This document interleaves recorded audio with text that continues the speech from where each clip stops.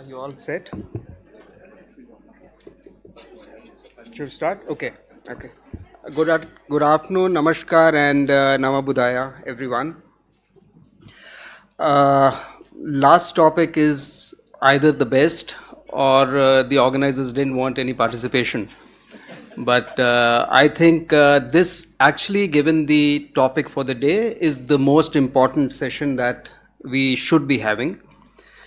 It's actually the most important also because it talks about establishing a Buddhist network and social media networking which can sustain itself. That is what we want to achieve by the end of it. We will talk about the role of media in promoting Buddhist teaching, promoting Buddhist values. What is it in content that works, whether long form work or videos work, podcasts work, social media works? What is it that actually makes a difference, which will ultimately result in whatever the aim of this day-long conference is? We will also try and discuss the challenges that one faces in establishing a Buddhist network. What are the key obstacles that you face when you are making something like this? How will you bridge the differences which are regional, cultural when you do this? Very importantly, how will you fund an initiative like this? That's a very important point. I can talk about the most important things that we need to do, but do we have the funds to implement the thing that we want to do? A lot of people have talked about leveraging the social media for the Buddhist networking. What are the best practices that you need to indulge in to engage with your viewers or listeners or your users? Can social media activism play a positive role? How do you make sure that misinformation is tackled? How do you also ensure while doing all this that you maintain the core teachings and values of Buddhism? You don't lose all that. And very importantly, as I said, you can't survive without funding. But what is more important, the real value, or you just need it to be commercialized? All these things you need to look at. One very important point which I thought is this: how can Buddhist media networks collaborate with other spiritual traditions, NGOs and social enterprises for greater impact? And can partnerships with secular organizations help in promoting mindfulness and Buddhist principles without compromising on religious identity? How do you engage with the youth and the digital generation? I think everybody will keep coming back to it. In fact, through the day, almost everyone has been talking about it because it is the most important thing. You can talk about things which make a difference to you at a very fundamental level, but if you are not practical about it, you will fail in what you are trying to achieve. I did talk about dealing with online hate and misinterpretation. It's a very important topic which we must discuss, must find a way around. And how do you monitor impact and the evolution of whatever you propose to set up? So we have a series of some very, very high profile speakers here. So they will try and address all these things during this short time that we have. I think the topic that we have lends itself to a day-long discussions, but we have just an hour. What I have requested my panelists here is to not speak for even 10 minutes, because if you are tired, 10 minutes seems like 2 hours. So they will speak less, but we will leave more time for people to ask questions and see, so that we can make it more interactive. So what I would do is we will jump straight into this talk with our panelists. And the first person I would invite is Ms. Nina Susilo. She's a senior journalist from Kompas Daily newspaper, Indonesia. To you, ma'am. Okay. Good evening, everybody. Namo Buddhaya. And for this last session, I think we need to cheer up. And I will start by introducing myself, that I am from Indonesia, so that Indonesia is a country with a history of Buddhism actually in the past, but so that's why we can see this presentation. I start with the Borobudur Temple. You have talked about it. It's in the central Java and maybe it's the biggest Buddhist temple. And we also have Muara Jambi with the Muara Takus Temple, and it was from the Sriwijaya Kingdom, where we had Lama Sarlingpa or Guru Dharma Kirti, who had taught about the bodhicitta, and also Atisha had come to Indonesia to learn about it. And also we have also several more Buddhist temples. Indonesia nowadays is a Muslim majority country, so it's more important that we are spreading the universal loving kindness, the value which is like the earlier speaker said. Maybe Buddha will teach about ethics, not only Buddhism. So I think it's more important that we are spreading the universal loving kindness, and this beautiful value is also in line with journalism. So I really think that journalism requires compassion and wisdom, and this keeps journalism works on the path of truth, bringing the public's voice, such as the elements of journalism mentioned by Bill Kovac and Tom Rosenstiel, for example. And nowadays, we also have more challenges with the disruption with the new media. Citizen now everyone can make every content, so the media also, the journalists also have to have the ability to filter or diverse information. Meanwhile, the problem is in the society also become more and more complex. So we really need wisdom and compassion to work on the coverage and present it to readers, viewers, or listeners. And Buddhism, with its value of compassion and wisdom, is very relevant to journalism. In Indonesia, the teaching on compassion and wisdom are well summarized in the stages of the path to enlightenment. This teaching, which was once lost from Indonesia and then it was taught in Tibet by Atisha, a teacher from India who had been a disciple of Guru Swarnadipwa. Nowadays, the reincarnation of Guru Swarnadipwa is known as His Holiness Venerable Dapo Rinpoche, and his Indonesian disciple began to spread the teachings once more in Indonesia through Kadam Choling Indonesia. And we also have the Lamrimnesia Publishing Group.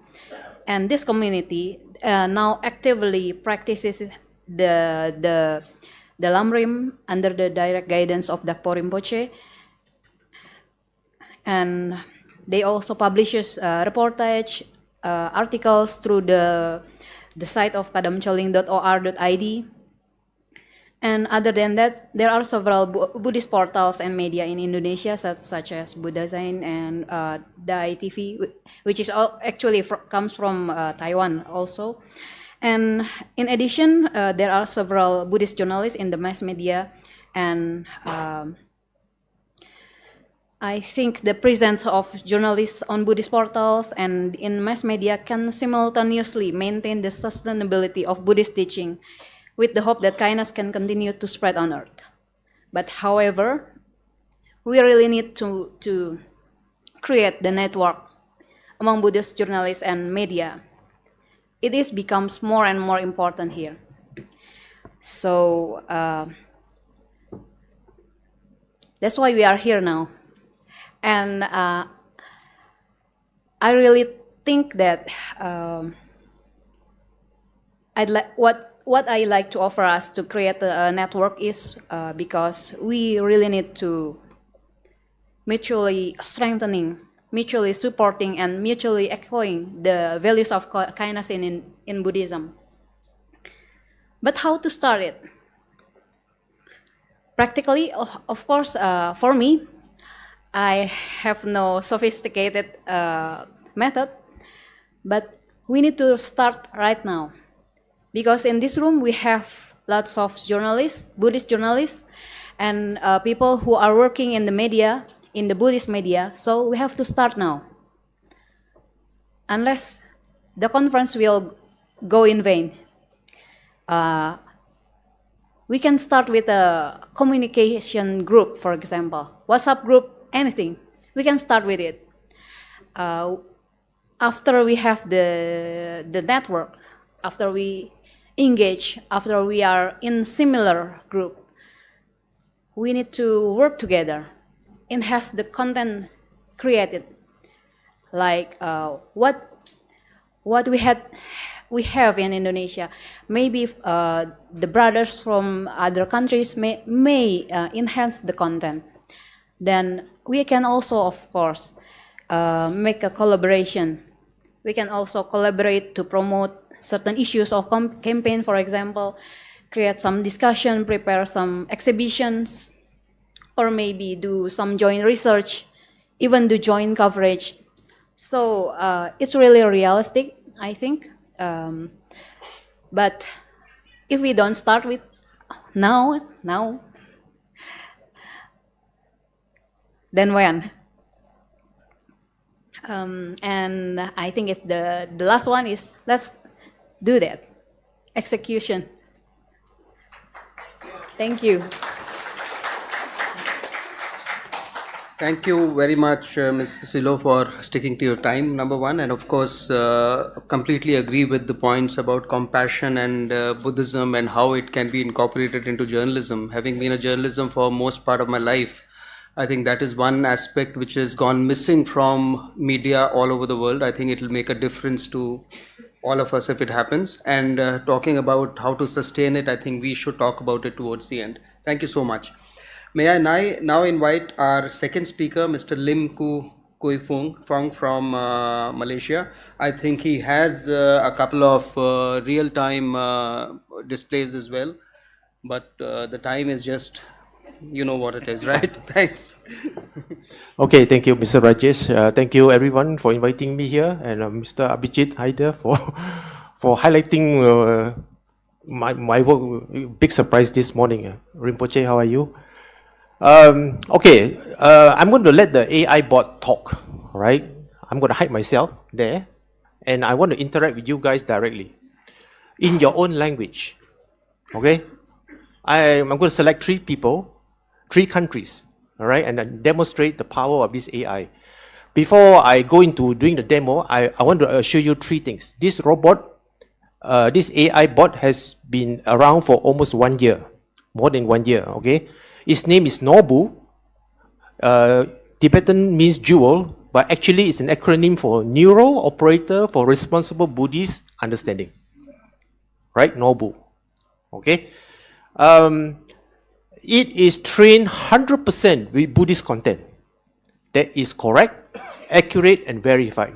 When I say verified, verified by who? It's verified by a group of source guardians. And who are these source guardians? Initially, only monks and nuns. Seriously, I'm not joking, okay? When we started training this bot, laymen started training it. 1 month after training, the monk called us, okay, from Austria. He says, Brother Lim, do you do this? I say, yes. Can we train it?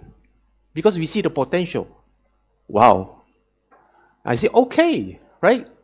And this group of monks, Austrian, Russian, Malaysian, Sinhalese, helped to train the bot for a long time, almost a year. When they are free, monks are quite free actually.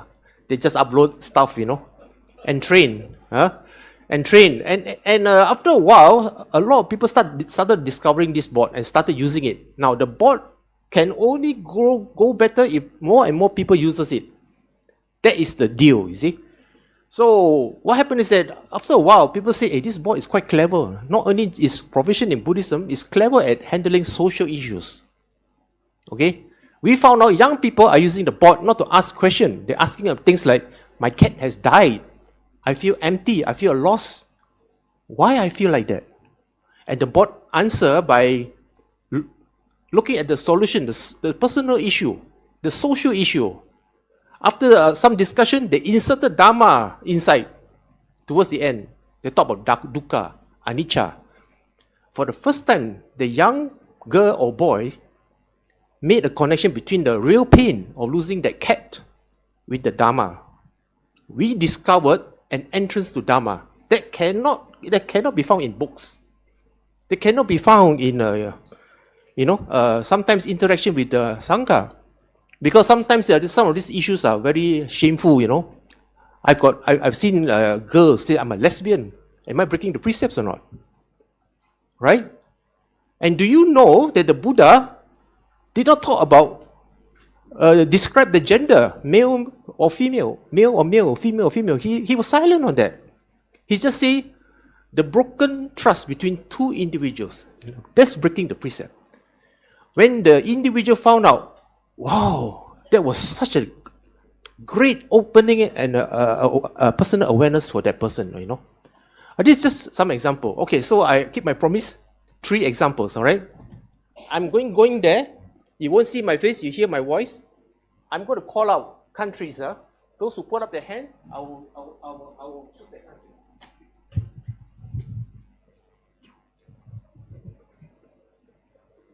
Yeah. Okay. You see the red yellow button. You come to here, nobu-ai.org, right? It's a website. You click on this yellow button here, and this red box will come out. Okay? So I'm going to type something and Bhutan here? Anyone from Bhutan? Many from Bhutan. Okay? I will try something in Jongka.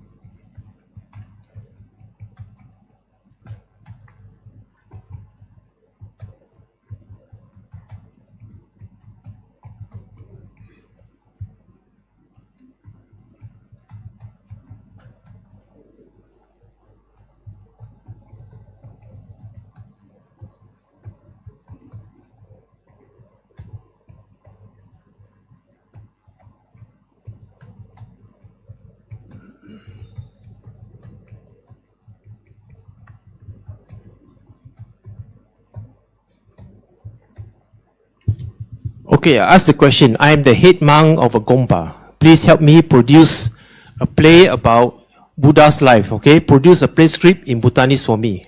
Something is wrong. Wait, How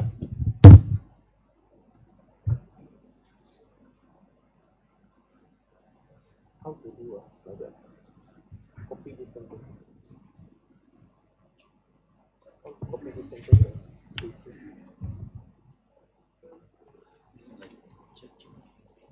No, he says he's been doing it for a year. Yes, this. This one.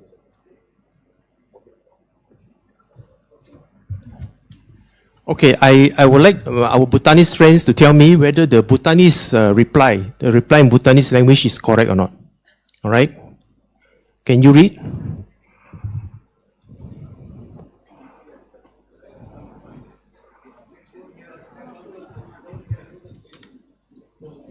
Oh, I think it stopped. Wait, hold on. Hang already.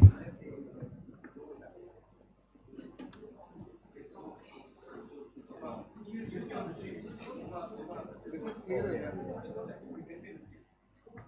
Zoom up. Big. Close glass. Big glass. Control glass. Yeah. Okay, can read? Just scroll. Is it possible? Yeah. Right? Scroll down. Yeah. Up. I would say up.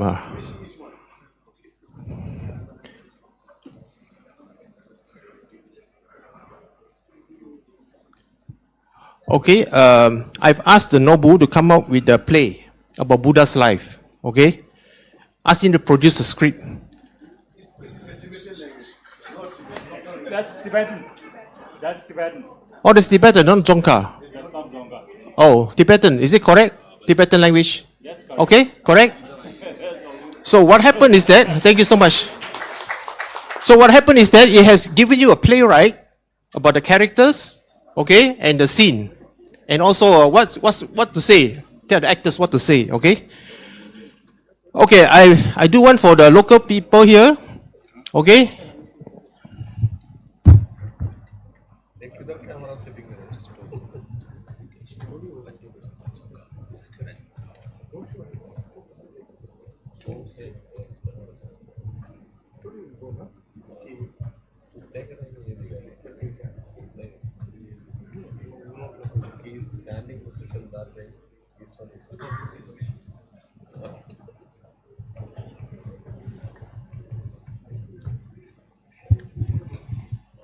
Okay, I've asked for a 7 days menu for a monk, vegetarian food. Please do it in Hindi and see what happens.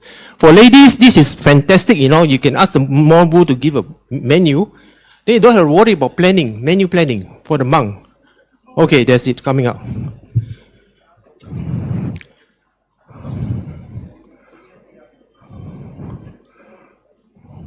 It's still producing, I think. Yeah, okay. Scroll. Scroll.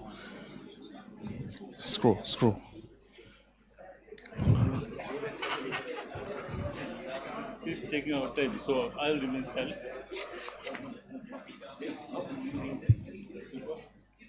Day 1, day 2, yeah, day 3, day 4, day 5. Venerables, every day you have beautiful food. Every day. The ladies also don't have to worry about cooking, what to buy, right? Every day, this sort of things, vegetarian food. Okay? Okay, so that's it. I think we have no more time. I'll pass on to the next one, and we have more questions later. Okay? Thank you. Thank you so much for again sticking to your time. You almost, extended, but it's fine. And, the robots and AI is what most of the things will help us with. In fact, the kind of things you are doing in a lot of media houses, they have already started using these generative AI tools to do a lot of things where you don't need research to be done by human beings. It could be these what we call things like listicles and all. It's so easy to make. Ram Navami is coming, tell me what is the best food to have this evening. It does it by itself. And the good thing about the AI tool is its English is better than what most journalists write. So it helps. Thank you so much again. And you can copy paste. I know, so easily. And the best thing is, if you ask it the same question 100 times, it is 100 different, styles in which it writes. So, when you copy it from somebody, Google also can't tell whether you copied. It helps, but it's very bad for somebody who has actually done the original IP, right? So, thank you so much. So now we will request Mr. Tenzin Lekshe to speak to us for the 7-8 minutes, and he's saying he will speak less because we want to have more questions and answers later. And he is the official spokesperson with His Holy Lives the Dalai Lama ji, right? With the Central Tibetan Administration. Right. Thank you so much. Please, all yours. Thank you.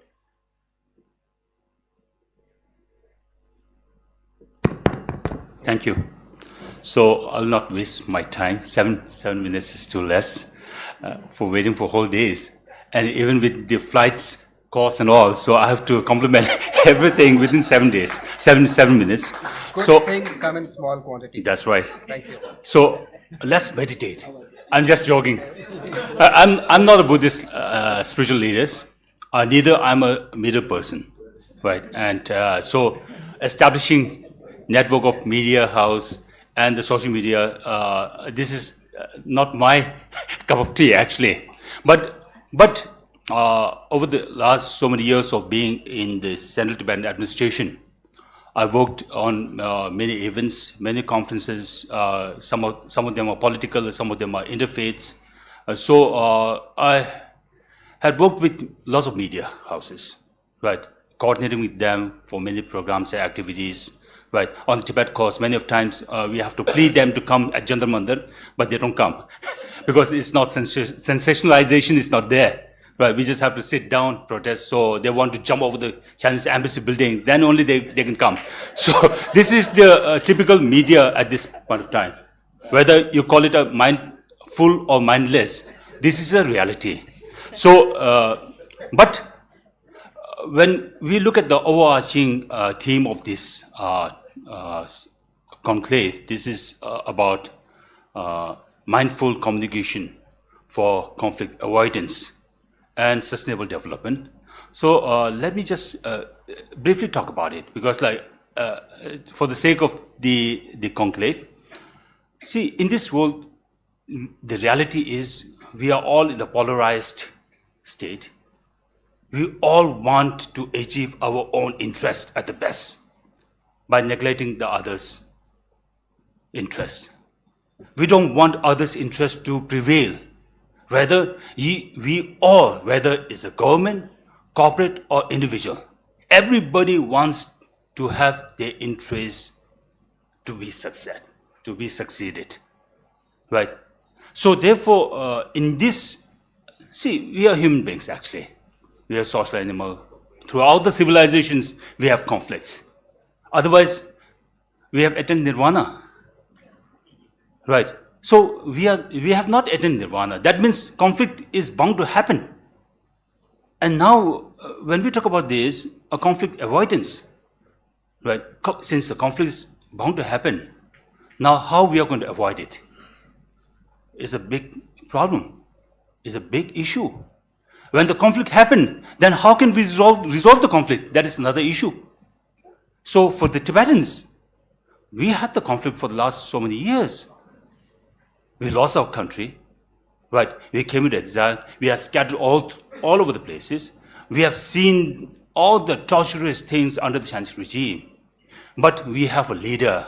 We have a saint patron, His Holiness, who has taught us to be compassion.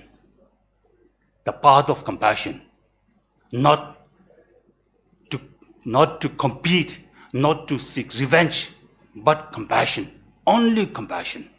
Right. So in this world, when we talk about compassion and the communication, mindfulness, whatever it might be, right, all our speakers, we talk about how we should be actually. We always talk about how we should be compassionate, how we should be mindful, but we never talk about the other. But the communication is about others. The two hands have to clap, right? One hand cannot clap. So at this moment, we always talk about oneself. We should be compassionate, we should be mindful, but we have never talked about the others. So I will discuss on this now, right? So, reality speaking, right? Reality speaking, in Buddhism, I'm born Buddhist, but I don't practice Buddhist actually. I don't read scriptures. Only thing what His Holiness taught us is your work is your religion. So, whatever I do the best. That is my religion. And that too, not for yourself, but for the others. So, as of now, when you look at Buddhism, you have three wills of Buddhism, right? We have lots in Buddhism. We have three many things. But His Holiness simplified the complexity of this Buddhism into three things. That is Buddhist philosophy, Buddhist science, and Buddhist rituals and traditions. So when we talk about establishing media houses or media network or social medias, all the time whenever I do my events, actually a few days back we had the Festival of Tibet. It was quite successful. But whenever we do the programs, we do it for the others, not for yourself. So many times we do programs for the sake of the programs, for the sake of ourselves, for our interest, not by looking into the other's interest. So what we do when we establish the media house or common house for us, we have to look into others. And this is the reality. So for that, who are the others? In this world, we have more than 520 million Buddhists. this is one other. Right? How can we reach to more than 500 million Buddhist communities in this world who have different backgrounds, diverse backgrounds, different countries? How can we reach them? This is one thing. Second thing, as His Holiness emphasized with these three Buddhist philosophy, Buddhist rituals, Buddhist science, in this world, His Holiness always emphasized about non-believers. One time when we had the interfaith dialogue in 2014, we were assigned to have 100 people in the room, and His Holiness told us to have, among the hundreds, we should have practitioners, we should have scholars, and we should have spiritual leaders. But the toughest job for us is to find the practitioners. We can find lots of spiritual masters from different faiths, but practitioners are hidden. Practitioners do not have the fan followers. So it was really hard for us to find. And more than that, it is really hard to find the non-believers. His Holiness emphasized on non-believers. Now, when you look at the world population, more than 16% are non-believers, atheists. So how can we reach to those people, which composite of 16% of the world population? So therefore, we need to have a target where their interest should be fulfilled. So this, I think, is very important for us. Otherwise, like, see, we can talk big things over here, right? We are designated to speak over here. But at the end, implementation is the problem. Whether we want to be a structured or whether we don't want to be a structure, we want to make it a fluid.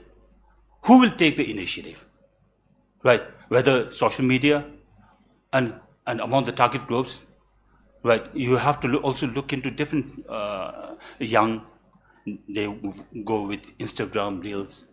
Old, they go with television. So how can we, because before that, I think Guru Modi ji has talked about this text and the context, and then build up the narrative, right? So with this text, these thousands of sutras, this complex, how we are going to make it easily available, simplified manners, right, in a reel, and then build up the narrative. How is it? So they need a lot of efforts. I think simply by having a 1 hour setting over here will not be able to work out for that. But I would say that this is a really good initiative, right? Because we are not just working for us. We are working for the larger sanctioned being, and particularly for the human well-being. So this is what I would like to share. Thank you so much. And I will definitely answer if there's any question. Thank you. Thank you so much. Hat trick of speakers who have forced me to say thank you for keeping to the time limit. Yours were about 2 minutes more than what we had given, though. It's okay. As a spokesperson, you are allowed. Thank you. So, also the kind of things which we want to achieve, you would actually be playing a very important role in what I probably will talk about once we are all done. Because the kind of things that you are doing, we need to find a way of institutionalizing the kind of things so that what we want to achieve can be done over a long term rather than doing something in half an hour and everybody has a cup of tea and forgets about it. Thank you so much. I would now request my next speaker, Mr. Koko, the chairman of the Yangon Media Group Limited from Myanmar. Thank you so much. Please.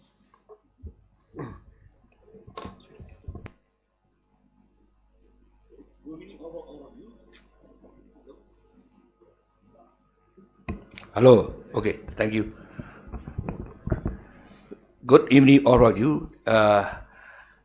According to my experience, the most difficult sections in the forum is we have the most difficult session.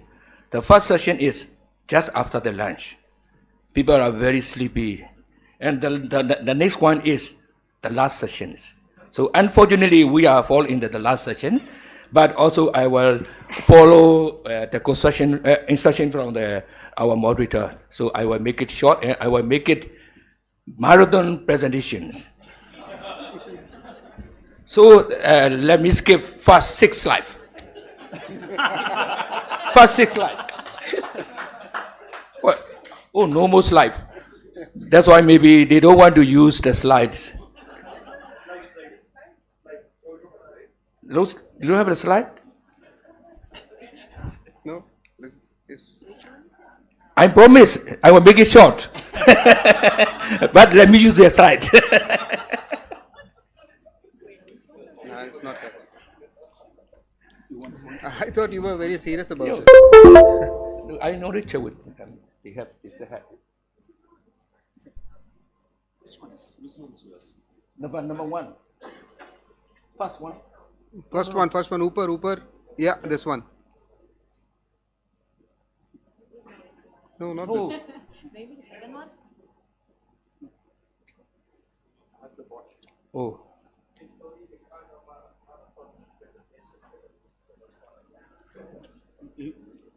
Mr. Moderator, don't count this time. Huh? Please exclude this.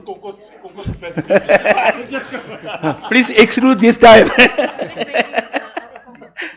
Presentation. In English. You had sent it to them, right? Yeah, 2 weeks ago. Yeah, just now I already checked with the staff. They said they got it. आपको मिला क्या? Are you able to find it, locate it?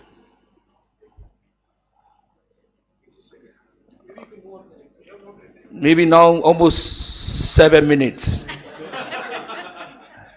Should I stop? No, just 3 minutes. Mr. Fong will make the presentation. Okay. Sure, let's do one thing. Let's do one do thing. the presentation? Okay. Atul, we'll go to you. Yeah, I'm instead just of- skip. I will coming back. Yeah. Don't worry.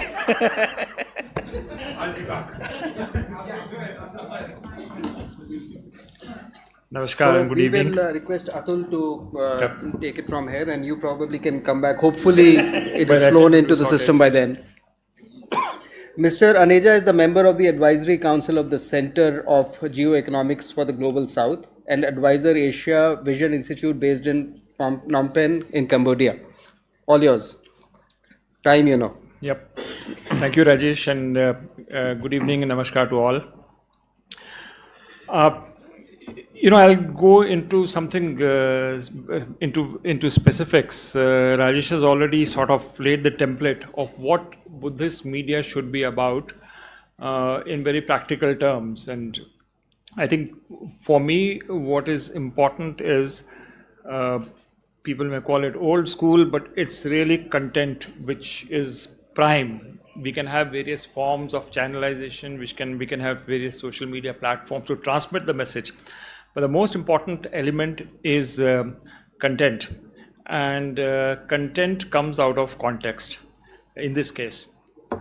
If we are going to have any media related to Buddhist thought to solve practical problems of a day, whether it is conflict resolution, whether it's in the workplace, Industry 4.0, in any field, I think it's very important to understand the context in which this media is to emerge. And to me, the context is already defined. We are under an attack right now from what I call a rainbow left in the West, which has definite ideological stances. By rainbow left is different from the left which I grew up with, which was more about workers' rights, etc. But this rainbow left is more about LGBTQ, and it is about gay marriages and stuff like this. The woke culture, which we call, and that also human rights and weak states, and this is something which we have been encountering for some time, and this is something which will be projected by mainstream organizations. You take it from BBC to CNN. There is a certain value foundation behind this, and all the content and the slant which is given to content is based on this ideology. When it comes to economics, it will favor neoliberal economy over any other different forms of economy. So it's a full system of thought which has gone behind the media, which we see, the mainstream media. And I think that is, you need, I don't think it's a right word to say that you need to counter this media, but you definitely need an alternative media, which is based on values which are more traditional, which I would say family is an extremely important value as the basis of any society. The basic doctrines which Buddhism, for example, provides of compassion, of coexistence, of harmony, of collectivity. I think these are certain values which have to come as the foundation of the content which I was talking about. That content has to be rooted in certain philosophical and ideological stances. I think it's very, very important here what we are not, and then focus on what we are, and then develop that thought further. I think that is essential for us to get the foundations of content in our media platform based on consensus, of course. I think that's number one. I also think that more important than the basic philosophy and thought, complex thought of Buddhism, what we are looking at is applications of Buddhism in real terms. And that is going to be something which is going to make impact to people who are not fully aware of the doctrines. And for that, I think we need more expertise. As a media practitioner, in the end, you have to put across something which sounds very simple, which is understandable to somebody who's maybe in 10th grade. So to break it down to that level of clarity, I think you need, I'm pretty sure that this is a complex and a specialist task, and I would very strongly recommend that we need a Buddhist think tank, a big, which sort of churns all this out, and the media has to be connected to that pipeline of thought which has to come from the specialists. And I think that's going to, that particular layer is missing right now. We need to have that. Now, how are we going to have it? Where we come to the practical aspects like funding, I don't think we are going to have normal channels of funding. Finally, when such a media or an alternative media grows, it's going to have its enemies. The people are not going to like all this. For example, if you are going to have, I ran a website, and we were depending a lot on what the kind of content but Google will project on its search engines.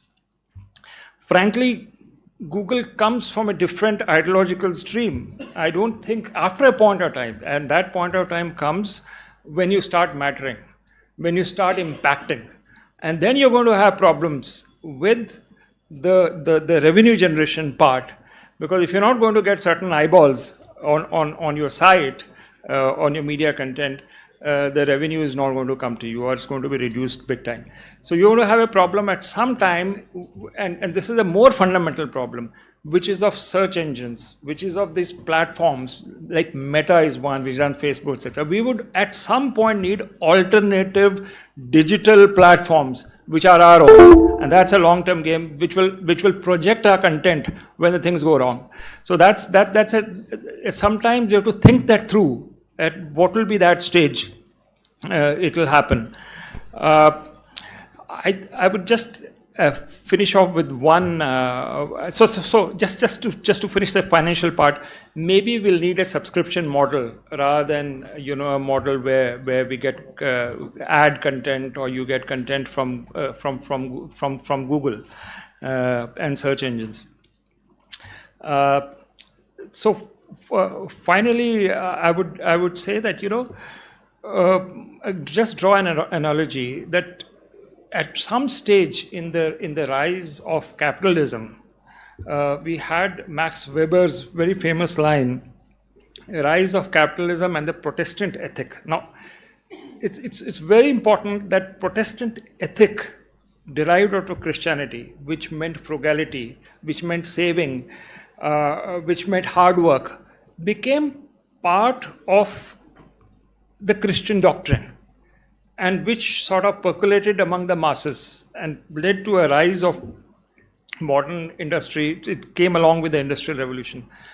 I think right now we also need to define a Buddhist ethic, which is friendly towards the new age economy, and society we are transitioning into. And what would be the ethical model for, say, Industry 4.0? That if you're a manager in managing few people in a industry or in a factory which is more robotic oriented and few workers, what is going to be your code of conduct? Or a car factory of producing electric vehicles. So you are entering into a new economy. You are entering into a stage where conflicts are arising. What would be your negotiating strategy? Abhijit, in the morning, I thought made this point of how do you really negotiate patiently and bring opposite parties on the east and the west together. I think we need to derive those practical elements for the age we are entering into. And I think that these will be some of the principles, I think, which will have to be finally woven into the kind of media we would like.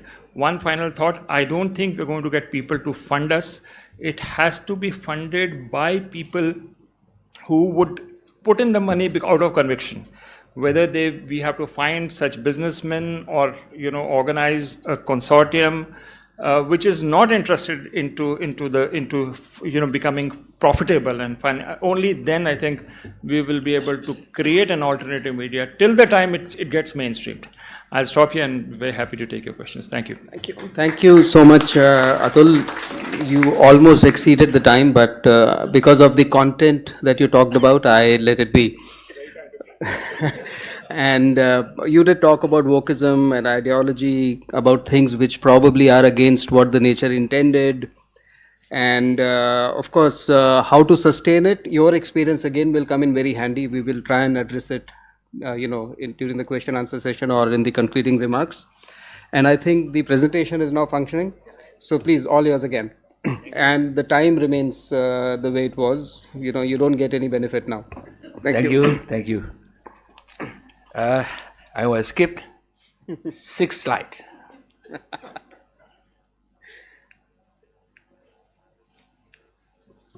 Oh, still not working.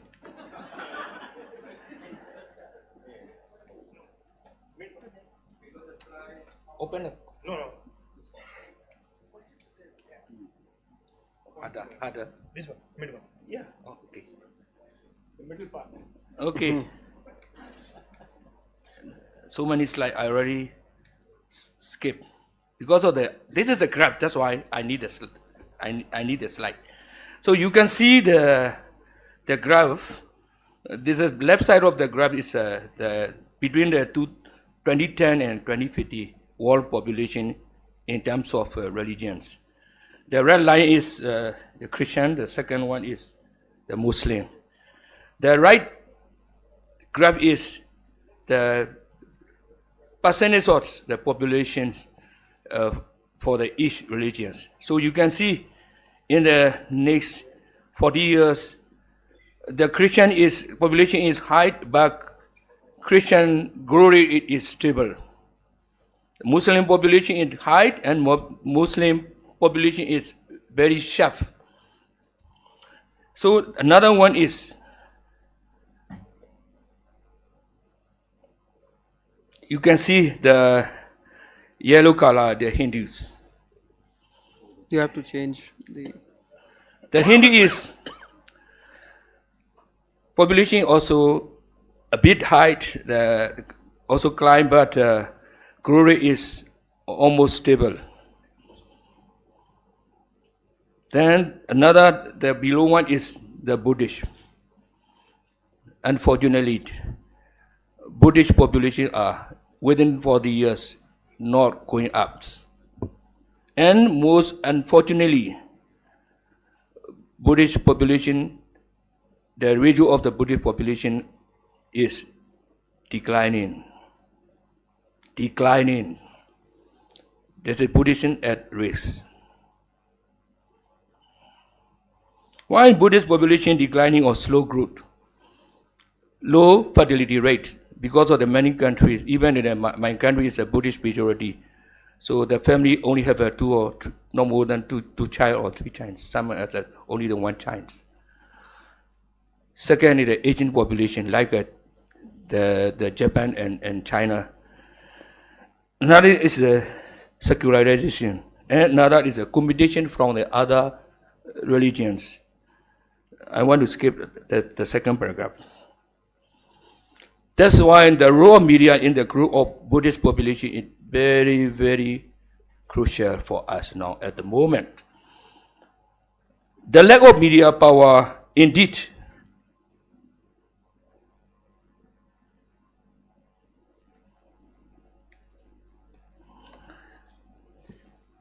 contribution factor to the slow growth or decline in the Buddhist population. While Buddhism core value and teaching have a universal appeal, but the inability to fully utilize modern media tools, that is one issue. We don't have we cannot able to utilize modern media tools and hinder its global visibility. That's right. So in that case, I would like to make it one simple. I don't want to talk about the other religions, but just make it simple. Like a Western countries, a Western movie, they are showing that some their religions value in the movie, fiction movie. But for the Buddhist country, we have a lot of movie. But in the movie team, movie scripts, we don't have any Buddhist value. But some have very, very, very, very little. This is that we have to know. That's why some people just watching the Western movie or something like that. They are, they are unintentionally, they want to change or something like that. So, establishing the Buddhist media network is why we want to do this. I don't want to make it detailed. I just read the headlines. We have to spread awareness and education. Second one is we have to combat misinformation. There is also a lot of the misinformation about Buddhism, especially in the social media. We have to be too careful. So we have to combat this is wrong, this is right, this is wrong. This is also important for us because some people just listening or just watching or just reading this misinformation, they will think, oh, Buddhism is something like that or not. So another thing is building community and connectivity. Then another is modernizing Buddhist practice. Some people, especially younger generation, may find traditional practice less appealing. A media network could adopt and present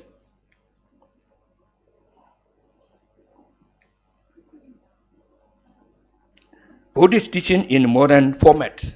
Buddha teaching in modern formats. I have one experience in my country. I have one senior monks. I talked to senior monk. I would like to have 7 minutes Buddha talk. I want to record the video, 7 minutes Buddha talk. Then senior monk said, he got angry. Why you say like that? The Buddha talk is at least take 1 hour. Why you want to make it 7 minutes? Actually, I want 3 minutes. But I afraid of the monk, and then I say 7 minutes. Even the 7 minutes, he angry. So just now, some session said people are only the 1 minute or 30-second video. This is the world we are now. So when we make it the 1 hour long, the matter or nobody will watch or this is a problem. So we have to use the social media. We have to penetrate the younger generations. This is important. So also we have to promote interfaith understanding. So we have to support prisoners. So this is a key strategy.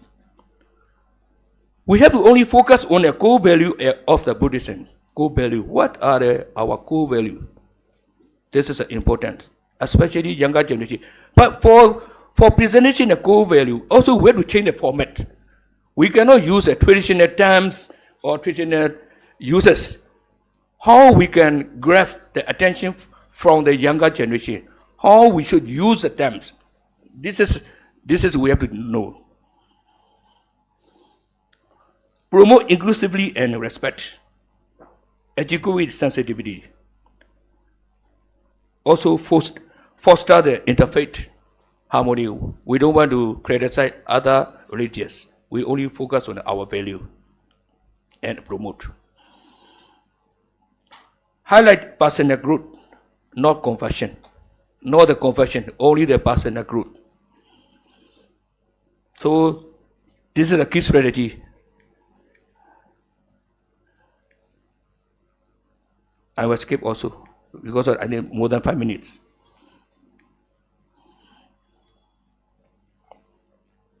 Another one is that this is how do we make the Buddha media network? Another thing is how we make the social media networking. This is connected and they rely each other, like the front side and the back side of the coin. So my idea is this is something like the conceptual plan, or maybe they're designing how to design the social media network. Something like I make it the Buddhist net. This is one of the social media platform. This is a great option. Simple, memorable, effectively communicate an idea of network, connecting Buddhist network. Here, why Buddhist network work well? Buddhist network is something like the big platform, like a portal. So when you make the big Buddhist network, modern and accessible, go feature out the Buddhist network applications. Number one, fashion. What fashion should be included in that platform? Meditation and mindfulness.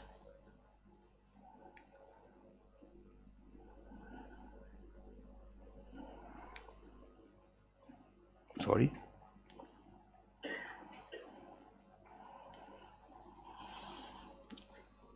Guided meditation timer, and mindfulness reminders and progress tracker, something like that. This is an application should be included. Number two, Dhamma teaching and education included in that platform. Daily Dhamma, maybe the live broadcast or something like that. Video, audio teachings, text library, and also forum discussions.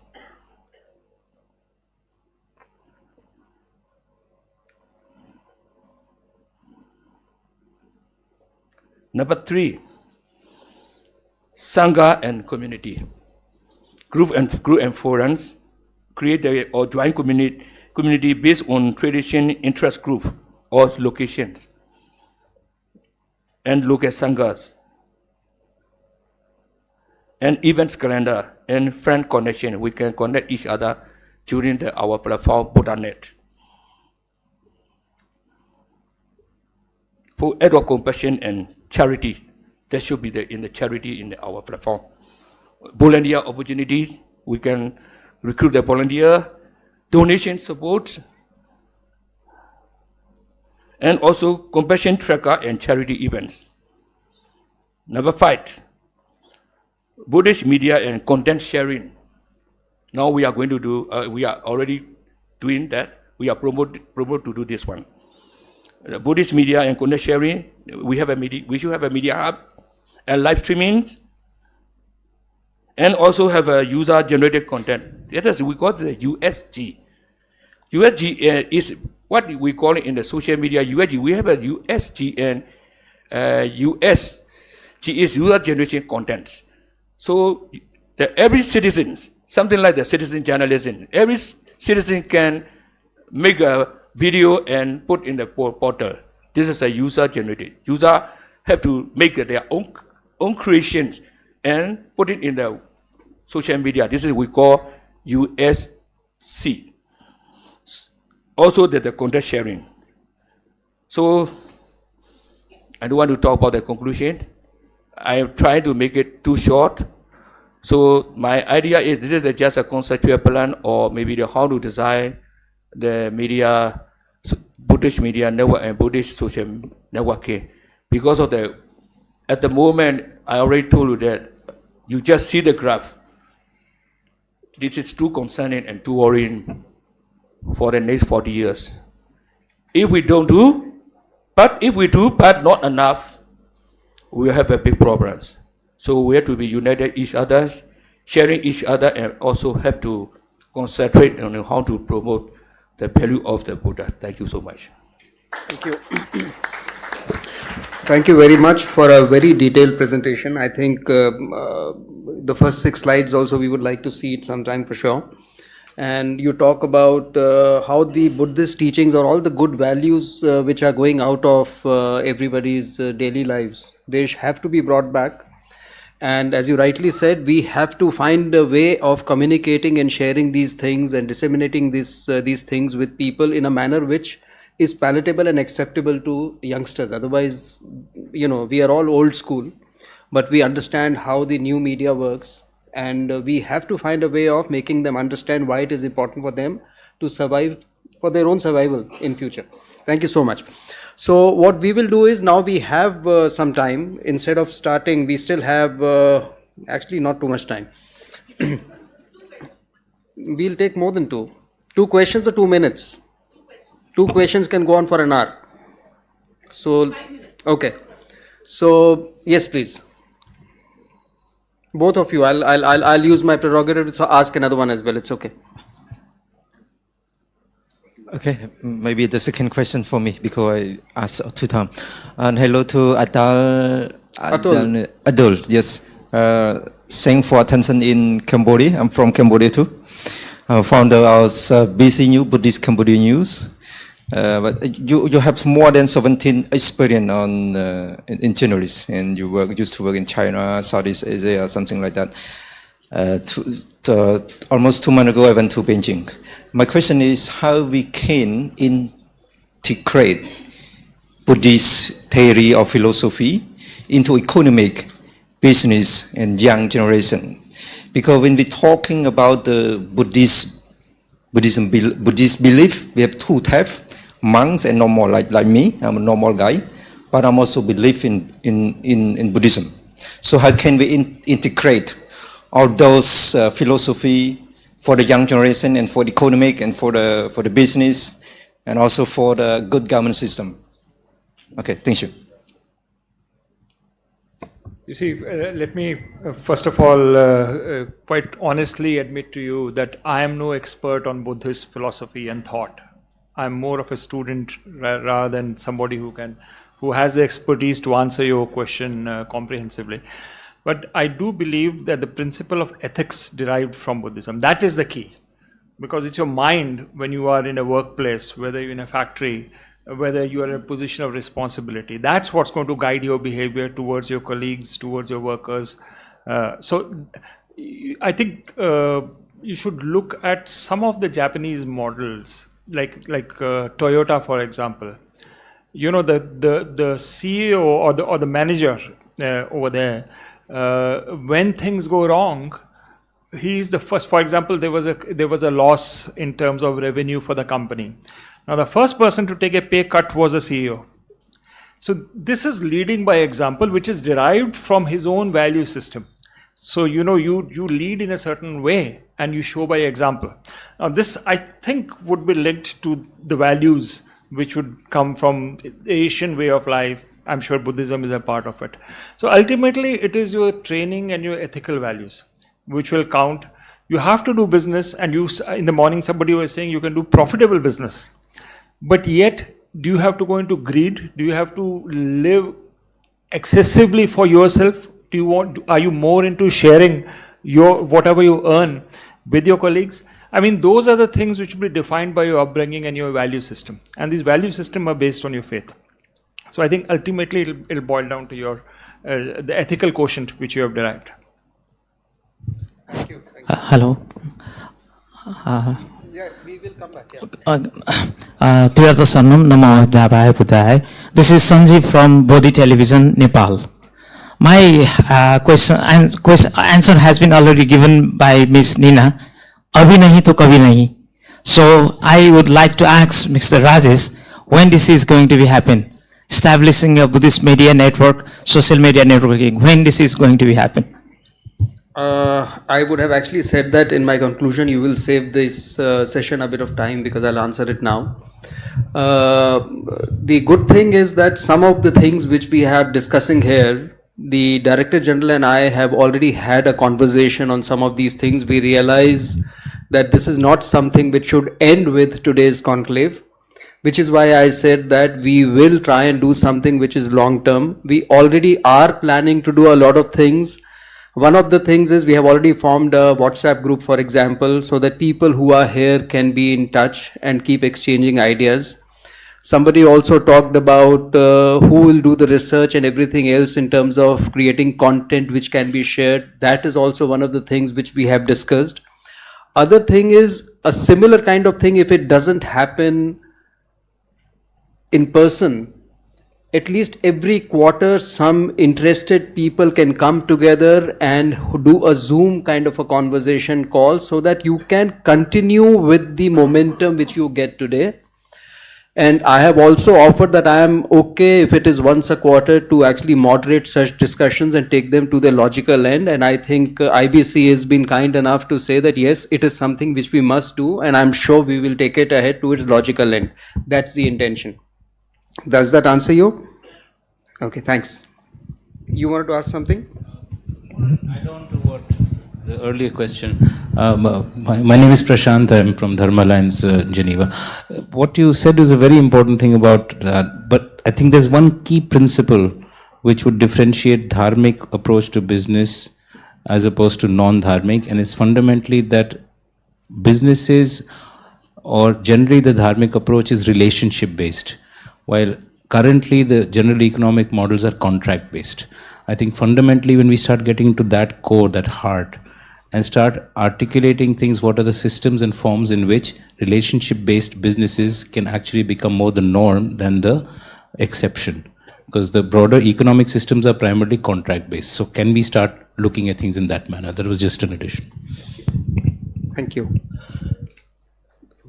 Anybody else? Thank you so much for all this. And as I said, we probably should be seeing some genuine action so that this thing doesn't end at the end of the session and you walk down and you forget about it. We will try and make sure that something positive comes out of it. Thank you so much again. Thank you. Thank you, panelists. May I please request Shri Obijit Haldar, Director General of IBC, to please give away the mementos to our panelists of the fourth session.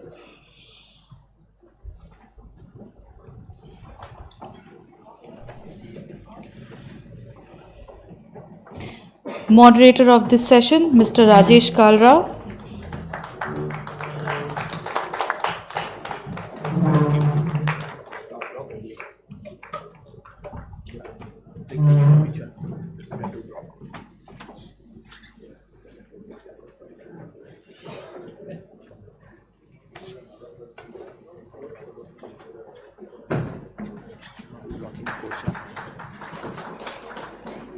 Fastest session, right?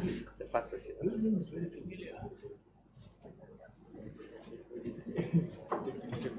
Ms. Nina Susilo.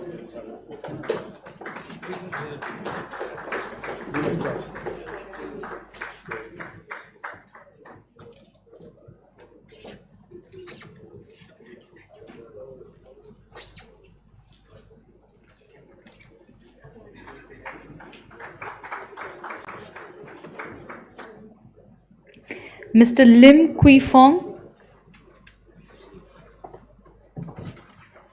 Thank you, sir.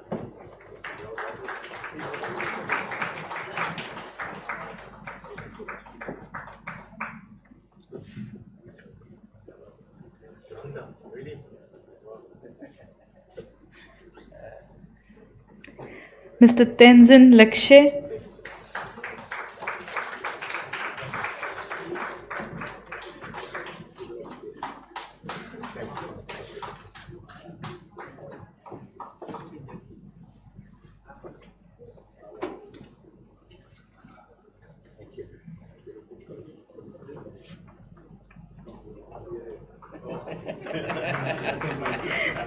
Mr. Coco.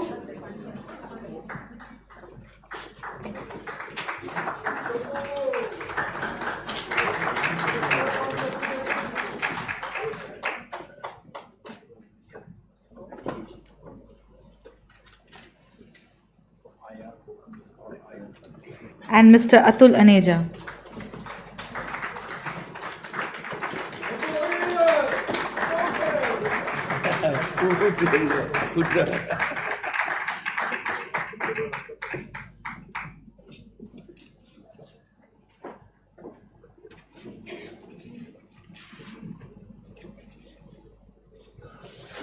Can we please have a group photograph?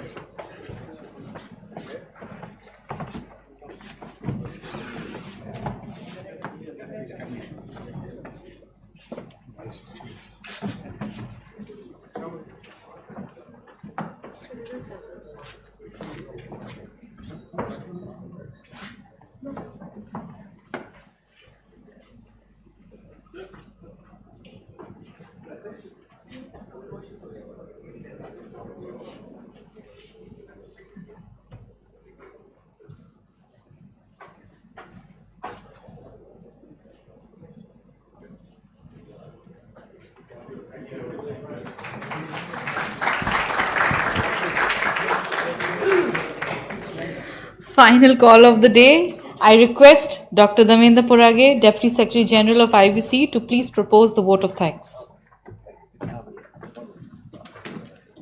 Okay, thank you very much, Venerable Sirs, distinguished guests. I'm here to propose the vote of thanks. Just before that, I would like to tell you that we are doing this Buddhist magazine in Sri Lanka. I'm the editor of this, the Satipatthana, the English and Sinhala. So we are happy to give you the contents. And somebody said, like they need contents, so we can give you without copyright. And that is one thing. The second thing is, one of the gentlemen who was talking here was kind of worried because Buddhist population is going down. You can't stop because we are practicing getting away from the attachments. So the Buddhist population will go down. And because we are practicing meditation. And the teaching is, you should stay away from the attachment. So you can't deny the fact. And so let me propose the vote of thanks. So I would like to thank Sri S. Gurumurthy ji, the chairman of VIF, and Dr. Aravind Gupta and the team of VIF, and Mr. Bhutia, who was the guest of honor, the speakers, moderators, all the Sangha members, diplomats and foreign delegates, also national and international media agencies who are here, and finally the Secretary General, Most Venerable Jangchup Chodhan Rinpoche, and Director General Mr. Abhijit Haldar, and the IBC team for putting the things together to make it a great piece of work. Thank you very much.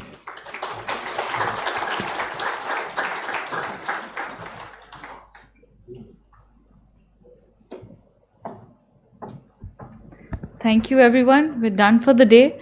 Everybody who is either in Royal Plaza or at the Park Hotel, the buses are waiting for you downstairs, and all invited guests are requested to proceed for the dinner. Thank you.